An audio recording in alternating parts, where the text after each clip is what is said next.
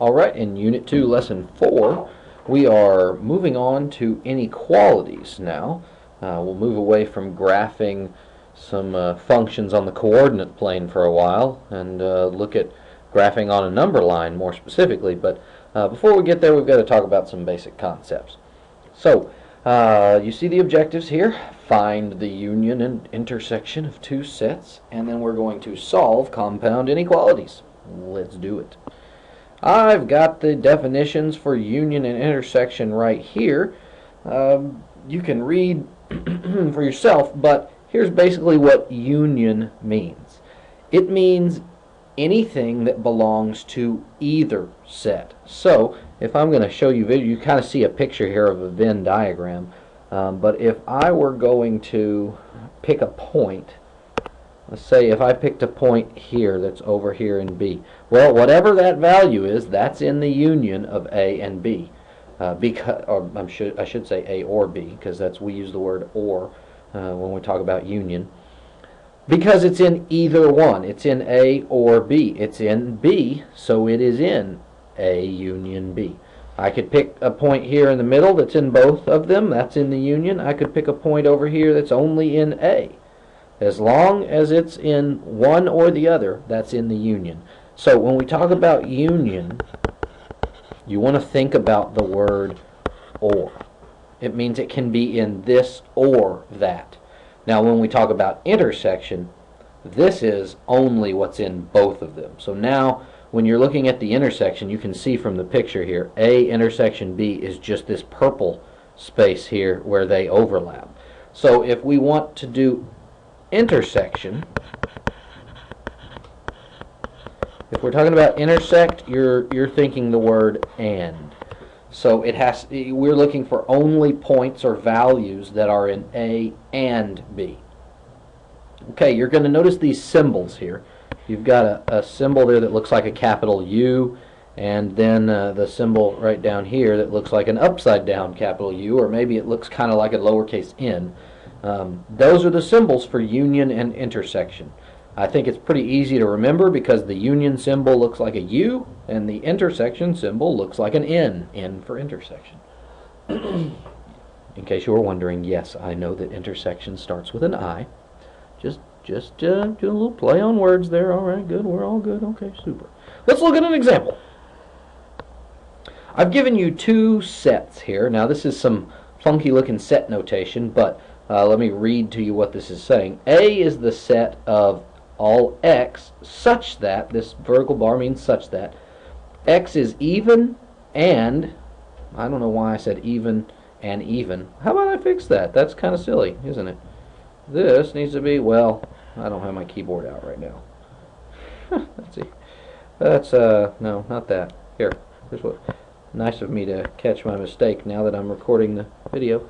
Strike that word from the record. Okay. I don't know how that bonus even got in there. X is an even number greater than 0 but less than 10. So in other words, let's think about what A includes. A includes what values? What even numbers are greater than 0 but less than 10? Well, you've got 2, 4, 6, and 8. Yes, I could have just named them like that, but it was more fun to type it out and have to think about it a little bit. Okay, so that's A, and then B, I did just give you a set of 4 numbers. B is this set. It has 3, 4, 5, and 6 in it.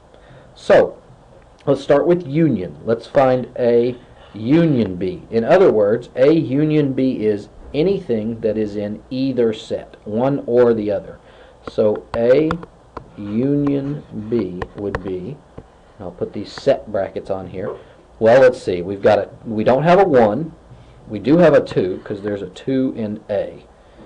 We have a 3 because there's a 3 in B.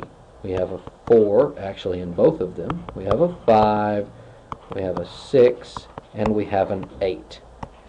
That is every element that is in either A or B. And now when we go to find the intersection, A and B, it's going to be much smaller, right? Because there's fewer points that are in both of them. What values do you see that appear in both A and B? Well, B has 4 and a 6 in it. A has a 4 and a 6 in it. Those are the only two I see that appear in both. So then A intersect B, or the intersection of A and B, would just be 4, 6. Those are the only two values in the intersection, the only two that they share. And that's the idea behind union and intersection. This idea, we won't explicitly talk about that a lot from here on out, but that idea is intricate and important for working inequalities. Because we're going to work with the words and or a lot. So, I do not know why there's a random line right there. That's interesting. But there is. Let me get my pen back. Okay, let's move on and let's work some inequalities. And we'll graph and we'll write the solution sets and we'll have all kind of fun.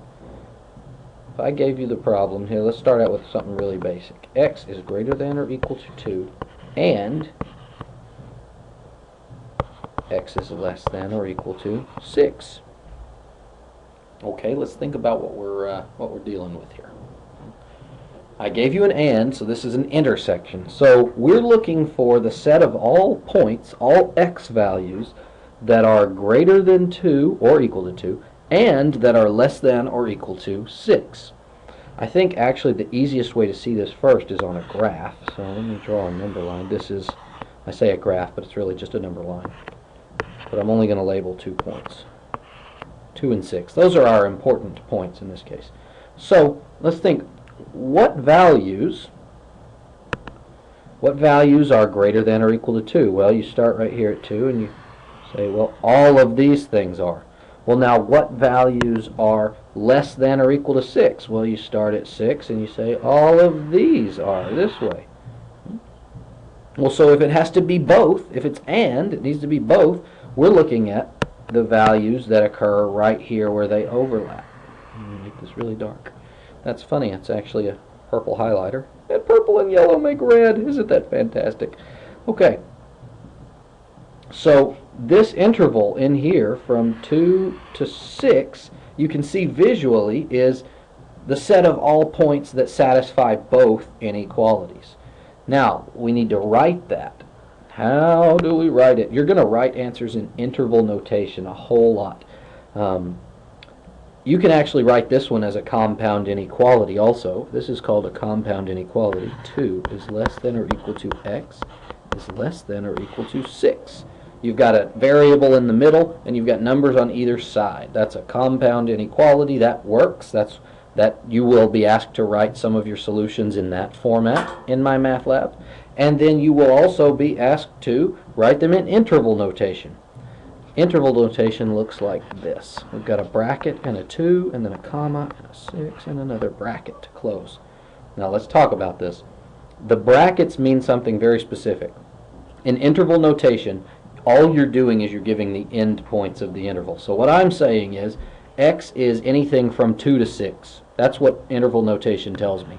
But it's very important that I have the brackets there. The brackets tell me that x can be 2 and x can be 6. If I wrote it with parentheses, 2, comma, 6,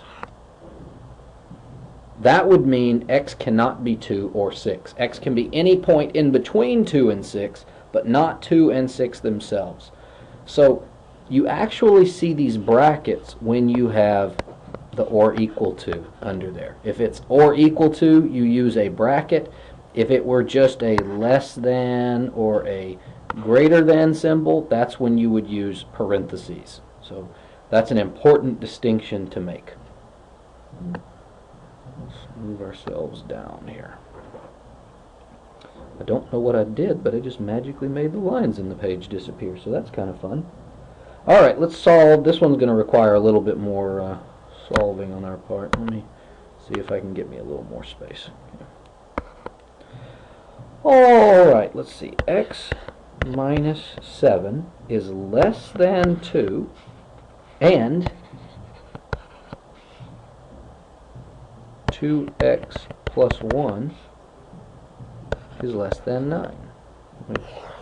You know how I like squiggly lines. Let's get a squiggly line to separate that. Okay, so essentially here we have two inequalities that we must solve. Before we can really graph this and tell you what the interval is, we've got to have a solution. So let's solve each of them. On this first one, I need to add 7. You solve an inequality exactly like you solve an equation, except for one very important difference that we'll get to in a little bit. So I added 7 to both sides. That gives me x is less than 9. Okay, let's solve the other inequality. Subtract 1 from both sides. 2x is less than 8. Divide by 2. And we get x is less than 4. So, now, I have this statement. Let me bring this x is less than 9 down. X is less than 9 and x is less than 4. That's the statement I'm working with here. Okay. Interestingly, these are both less than symbols. So let's look at our number line here. Oh no, let's delete the number line. Okay, sure, why not? A little stylus pen here. I think it fits. Put my finger in the wrong spot on the pen and it just starts erasing things. Alright, well let's just highlight what we have. We have x is less than 9. Well, that means everything below 9. All those points. Not including 9, though. We also have x is less than 4. So that means everything below 4.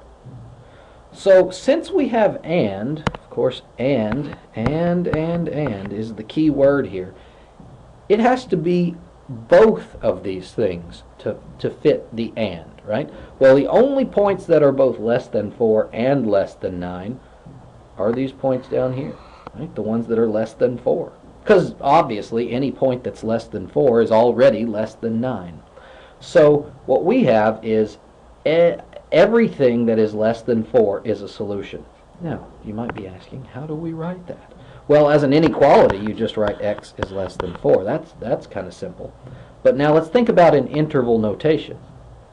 I'll go ahead and put that, and I'll put that for you. I'll tell you this because this part's a 4. That part's a 4 because we know that it goes up to 4, but it does not include 4. So we've got a parenthesis around the 4.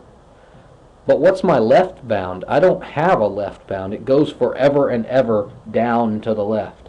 So whenever that happens, we use negative infinity.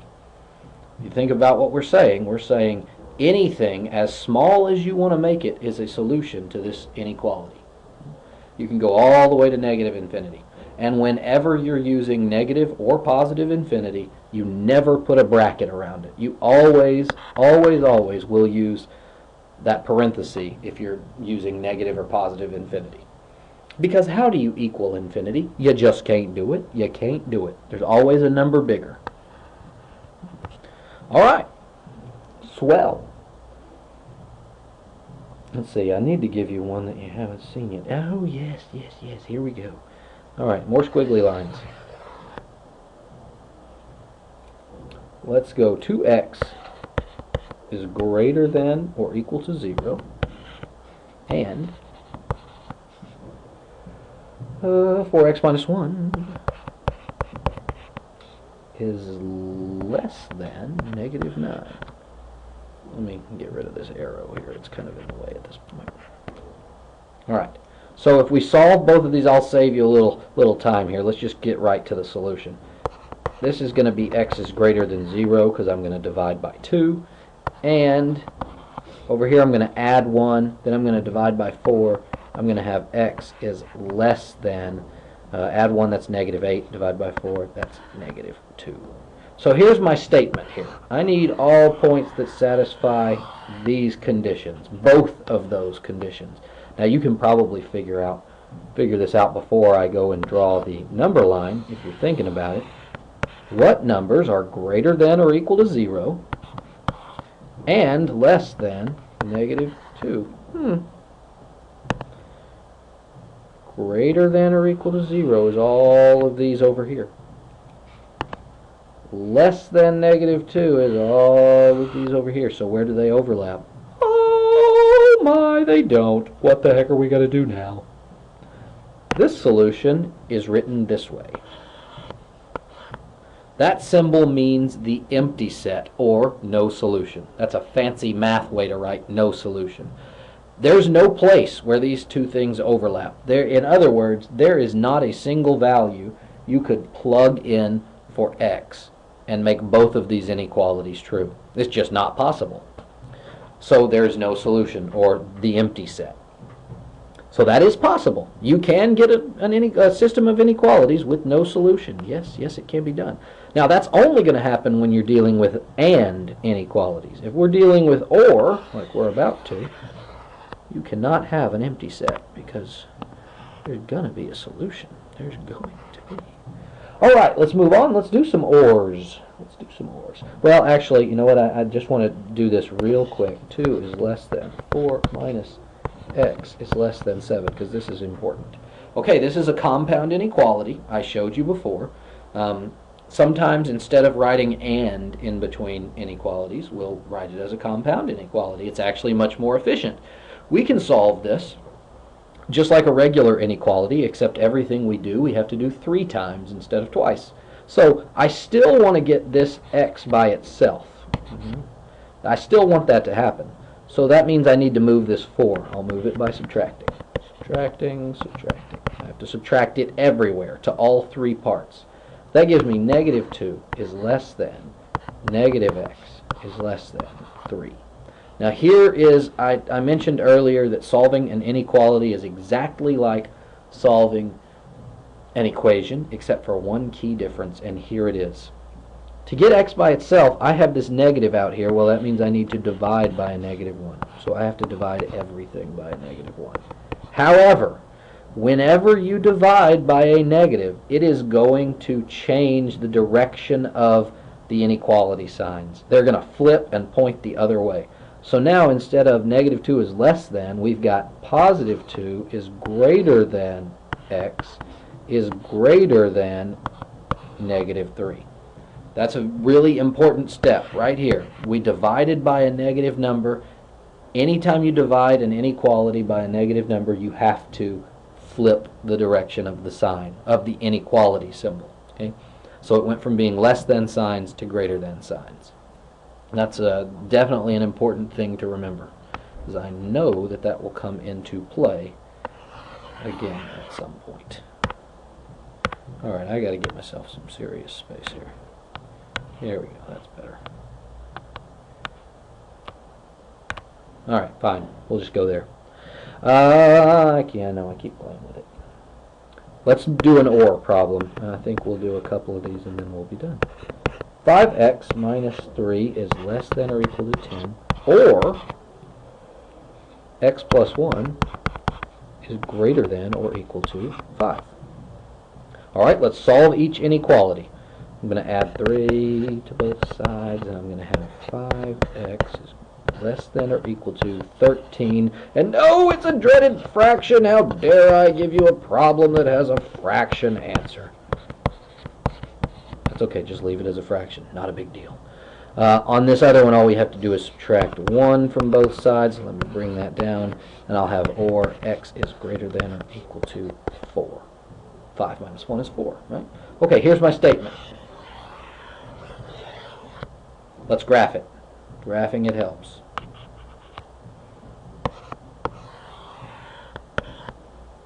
Now the key here is to know, is 13/5 smaller or bigger than 4? Well, hopefully you know that 13/5 is somewhere between 2 and 3. 5 will go into 13 2 times with 3 left over. So we'll put 13/5 here. It really doesn't matter exactly where you put it, as long as you put it to the left of 4. So what I have here is x can be less than or equal to 13/5. So x can be any of these points, or x can be greater than or equal to 4. Interesting. Now, no, they don't overlap. But remember, since this is an or problem, since this is a union, they don't have to overlap. Our solution is both of these intervals. Now, this gets interesting when we want to write this in interval notation. If you're writing it as an inequality, you just have to write what I have boxed up here, this. That's your solution as an inequality. If you're writing this in interval notation, we have two different intervals, so we actually have to have two intervals in our answer. Well, the first interval, let's deal with this one first. We know that it starts at negative infinity because it goes down forever, and then it ends at 13/5. Now, think about what symbol should be there. This should be a bracket because it was less than or equal to 13/5. Because of that or equal to, remember that makes a bracket. And then this interval, the second interval, starts at 4 with a bracket because it's greater than or equal to 4, and it goes to positive infinity with a parenthesis around it. Now, how do I show that the answer is in either one of these intervals? Well, we actually know how to do that. I taught you that earlier in this unit, or earlier in this lesson. You use the union symbol. That's what you do. You say it's from negative infinity to 13/5, or it's from 4 to infinity. Either one of those intervals is acceptable. You pick an x value in either one of those intervals and it will solve both inequalities. So anytime we have an or and they don't overlap, well, then you're going to have a union symbol in your answer.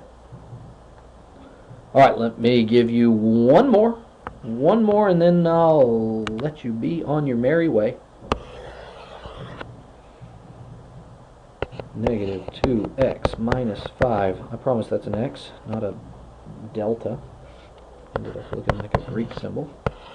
Or is less than negative 3, or 6x is less than 0. All right. Let's do some solving here real quick. I'm going to add 5. I'm going to get negative 2x is less than positive 2. I'm going to now divide by negative 2, and of course you remember, because I just told you, if you divide by a negative, you've got to flip that sign, so x is greater than negative 1, or 6x is less than 0, divide both sides by 6, and you just get x is less than 0.